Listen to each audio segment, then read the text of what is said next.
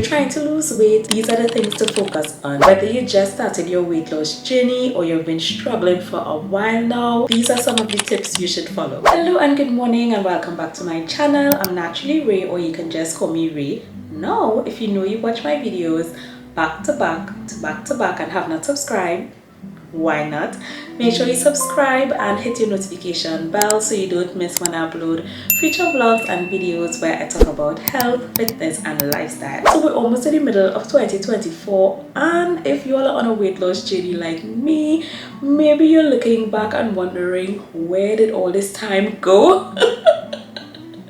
Now, if y'all have been following my vlogs, y'all know I started a weight loss journey series. So I am still in the process of losing weight to get to my goal. But I definitely have some tips. I have about 10 tips to give y'all that I wish I knew a lot earlier on in my journey. And if it is that you're on this weight loss journey, you're on a fit loss journey, you want to get healthy, you want to see some results, make sure and follow these tips, because if you follow these tips, more than likely you have a high probability of seeing a lot of progress really quickly. So tip number one is to move more, and I'm not talking about doing a lot of exercise like maybe an hour of cardio in the gym 7 days a week, even though you definitely should be exercising. We'll get to that soon. I'm talking more about your NEAT, your non-exercise activity thermogenesis. I'm supposed to do a video talking about being in a calorie deficit and explaining a little more, so I would definitely get into that. I'll get into more things about your metabolism in a future video. More than likely I will upload that after this one, so look out for that. But NEAT basically includes walking, typing, just me moving my hands. If you're fidgeting, all of those are included. One of the things a lot of persons focus on, at least giving you as a tip, is to walk 10,000 steps a day. And of course, you don't have to do the 10,000. Some people actually do more than that. But if you're living more of a sedentary lifestyle, you may want to consider increasing your number of steps, whether you decide after each meal you walk for 10 to 15 minutes, so maybe that will add up to about an hour of walking extra every day. You can maybe try and track your steps and say, okay, if I'm only walking maybe 4,000 steps a day, maybe this particular week let me focus on getting to 5,000 or maybe getting to 6,000, and just gradually increase it as time goes by. 10,000 is a good number to aim at, and that's why a lot of people mention 10,000 steps, but the reality is maybe getting a little less than that could be fine. Tip number two is to drink more water. Now, I know a lot of people say try and drink a gallon of water a day, and that might actually be too much water to drink. A lot of persons don't realize that you can drink a gallon of water a day and you may be diluting a lot of the essential electrolytes in your body. So I would recommend maybe try to work out how much you should drink for your body. It might be different. Well, not it might be. It usually is a little different with males and females, and then based on just your body weight and even just your activity. If it is that you do a lot of strenuous exercise or strenuous work, or maybe you're living like in a really hot climate like here in Trinidad, you may have to consider drinking a little more water to keep a little more hydrated, especially if you're sweating a lot. So work it out for you. A lot of persons use the gallon because they say that's like a really good estimate, but sometimes that can just be a little too much. What you may consider doing, if it is that you're drinking water throughout the day, ever so often you can add back a little bit of electrolytes, maybe put a little bit of pink Himalayan salt in your water. That can also help to keep you hydrated. Now, one of the things I wanted to mention when it comes to consuming water and weight loss is that a lot of people give this tip about, if it is that you're feeling hungry, drink a lot of water and that's going to keep you full. And yeah, water will cause some type of expansion, but the reality is, if it is that you're really not thirsty and you're really hungry, that water is not going to keep you satiated. It's not going to keep you full. So maybe drink some water if it is you think you're hungry, but if after you drink it and you're still hungry, please eat.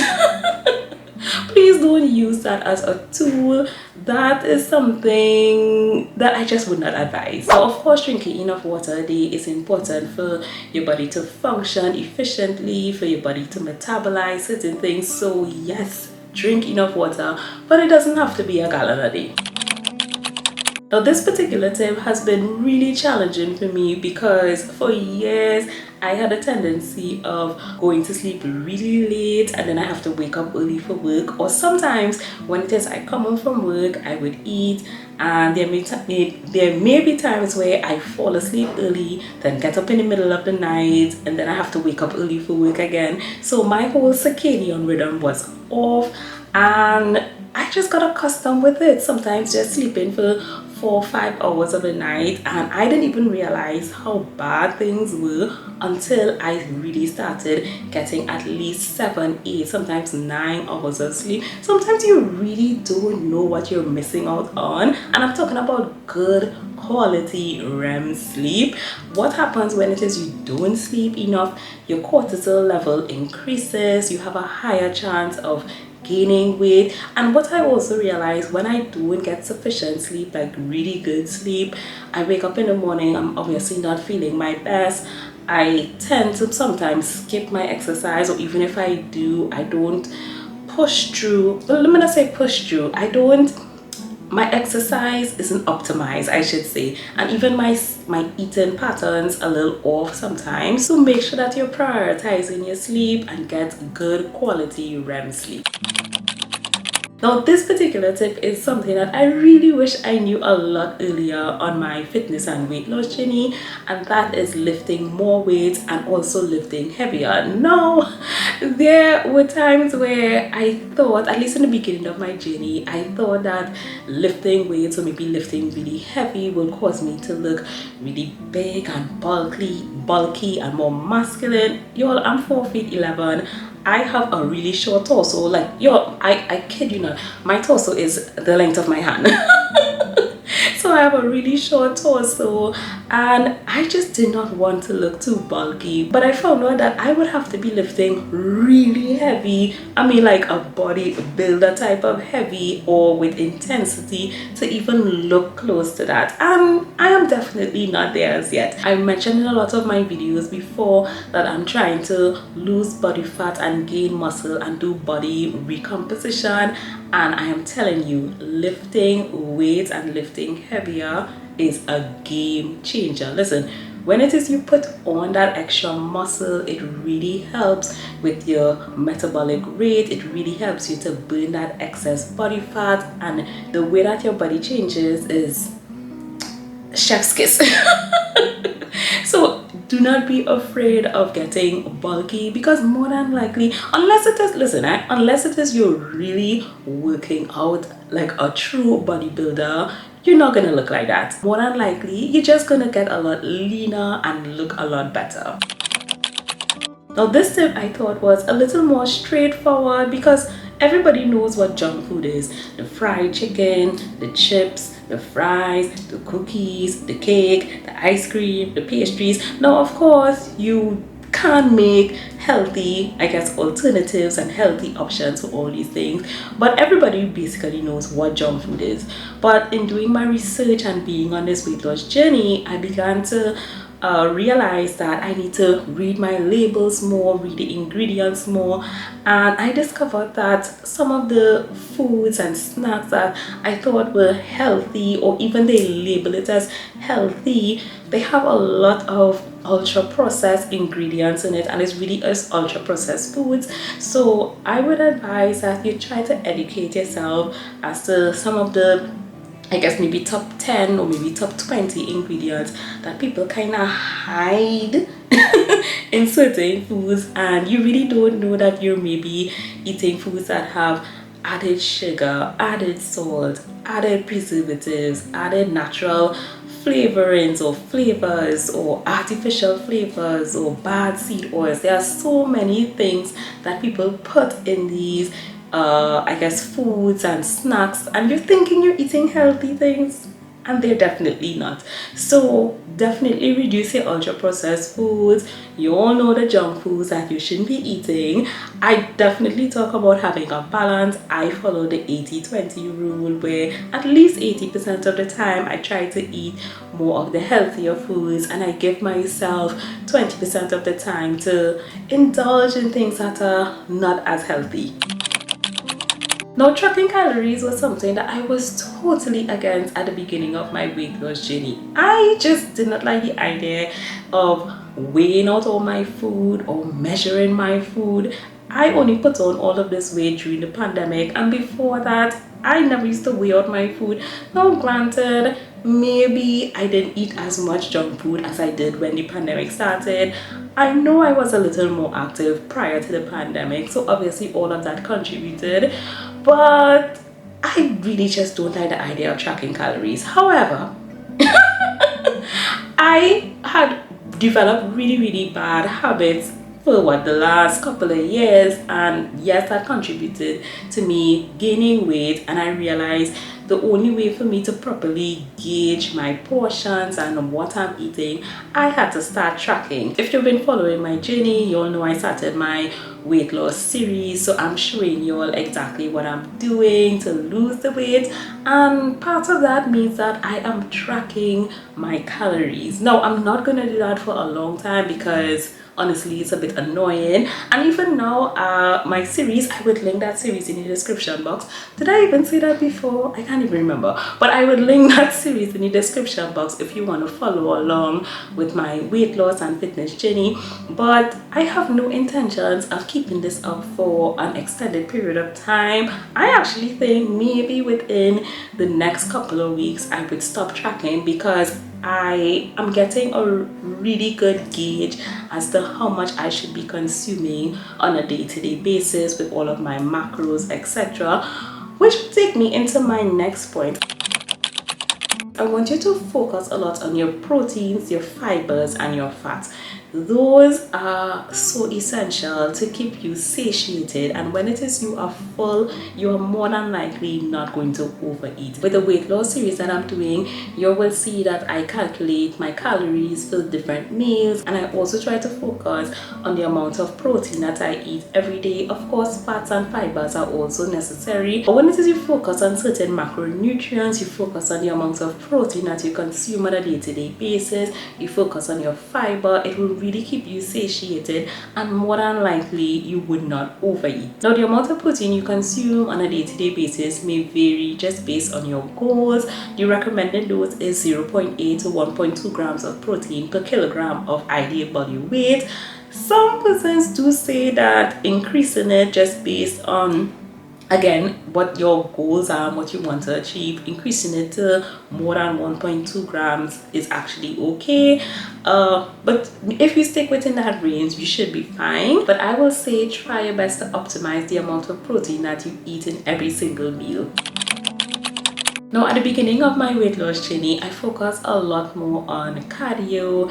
I looked at a lot of YouTube videos, or I had apps on my phone, and I realized that there were certain sets that I just didn't like. Now, I'm not saying that every single exercise you do that you should like, but when I started doing resistance training and strength training, which, by the way, when I mentioned lifting weights, obviously including strength training and resistance training, but I love that so much more. I have been seeing so much more progress with building more muscle, getting my body a lot leaner, losing that body fat, getting body recomposition. So I would say focus on workouts that you like a lot more. Now granted, there are times, there's certain exercises when I'm lifting weights or doing resistance training I don't like as much, but I'm not hating it. I think that's like the main thing I'm trying to say. I don't want you to do things that you do not like at all, because the exercise may not be as easy when it comes to strength and resistance training. But again, I want you to have a positive association and a connection with the workouts that you do on a day-to-day basis. I don't want you to have a negative mindset as you're dreading having to do an exercise, you're dreading having to go to the gym, you're dreading having to open up this app and do your home workouts. I don't want that for you. So try to do exercises that you enjoy, or even if it's a little hard, you don't absolutely hate it. Now, this particular point I should have mentioned when I talked about tracking calories earlier, but I had a bad habit of restricting a lot of my food. So sometimes I would go out a particular night, you know, if I go out more on the weekends and you're having fun, you eat whatever you want to eat all the dessert you want to eat, and then come Monday I'm restricting, I'm not eating as much, or I'm eating maybe just one big meal. And yes, I know some people have OMAD, one meal a day, as part of their, I guess diet. Listen, I do not subscribe to OMAD because there's no way I'm gonna get all of the proteins, fiber, fats, carbs, everything that I need in one meal. There's no way. But to each his own, do what you have to do. If it is that you do OMAD, I'm not coming against you. I just know that I cannot consume all the essential macros, micronutrients, vitamins and minerals in just that one meal.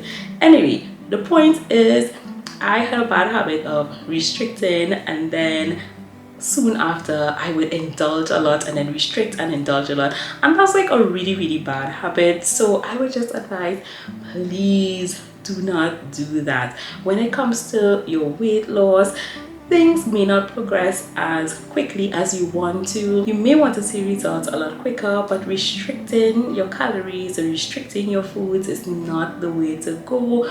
More than likely things will backfire, because that's what happened to me. And either you gain all the weight back or you even gain a lot more. When it comes to your weight loss journey, the progress might seem a bit slow, but slow and steady is the best thing to do. I always mention about having habits that are sustainable, habits that are effortless, which will take me into my next point. I want you to develop overall healthy habits. Now, this is not so much eating. Hear me out. You would see a lot of persons doing videos with my morning routine, my evening routine, or whatever different routines, and there's a reason why these are important. When it is you develop certain healthy habits, whether you have a healthy habit of moving more every day, walking a certain amount of steps every day, waking up at a certain time, being more productive, being more consistent, being more disciplined in certain daily habits, it has a tendency of trickling into, bleeding into, and affecting other aspects of your life, which will include your eating habits, or I should say which should include your eating habits. So eating a lot healthier, taking time to take care of your body, so exercising. So I would say overall develop really good healthy habits, and that will in turn help you to be a little more consistent and a little more disciplined when it comes to your eating habits and your fitness journey. So let me know in the comments below, what are some things that you've been already doing on your weight loss journey so far? What are some of the things you may try to implement a lot more for the year to come? Well, the next 6 months or so to come. I know it is June, July, August time. A lot of people are trying to get a lot healthy, get a lot fit, get their lives together, their bodies in shape. And it's not too late. Even if you just started, obviously you may not reach your goals in a month unless you don't have a lot of weight to lose. But if it is that you just started, it is fine. Slow and steady, being consistent and disciplined is key. But let me know, give this video a like if you enjoyed it, and of course make sure you subscribe and turn on your notification bell so you don't miss when I upload future vlogs and videos. And as always, try your best to become the healthiest version of yourselves. Bye guys.